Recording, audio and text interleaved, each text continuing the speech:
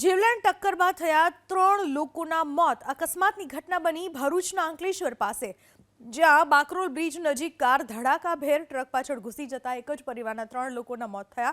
કારમાં સવાર પરિવાર અજમેરથી મુંબઈ પરત ફરી રહ્યો હતો. એ દરમિયાન અકસ્માત સર્જાયો. ઘટનાની જાણ થતાં જ ફાયર અને 108ની ટીમ ઘટના સ્થળે પહોંચી હતી અને ક્રેનની મદદથી ઇજાગ્રસ્તોને બહાર કાઢી સારવાર માટે હોસ્પિટલમાં ખસેડાયા. અકસ્માતને પગલે નેશનલ હાઈવે નંબર 48 પર થોડીવાર માટે ટ્રાફિક જામના દ્રશ્યો સર્જાયા હતા. ભરૂચના અંકલેશ્વર પાસે જોરદાર અકસ્માત સર્જાયો. અજમેરથી પરત મુંબઈ જતા પરિવારને આ અકસ્માત નડ્યો હતો. અકસ્માતને પગલે હાઈવે પર ટ્રાફિક જામ પણ થઈ ગયો હતો અને પરિવારના 3 લોકોના મોત નીપજ્યા. આ અકસ્માતમાં બાકરોલ બ્રિજ પાસે કાર ધડાકાભેર ટ્રકની પાછળ ઘૂસી ગઈ, જેના પરિણામે એક જ પરિવારના 3 લોકો મોતને ભેટ્યા.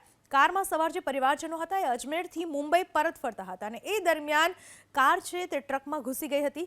ઘટનાની જાણ 108ને થતાં ફાયર વિભાગને થતાં ટીમ ઘટના સ્થળ પર પહોંચી ચૂકી હતી. ક્રેનની મદદથી ઇજાગ્રસ્તોને બહાર કાઢવાની ફરજ પડી. અકસ્માતના પગલે ટ્રાફિક જામ પણ સર્જાઈ ગયો હતો. ભરૂચના અંકલેશ્વર પાસેની આ ઘટના છે.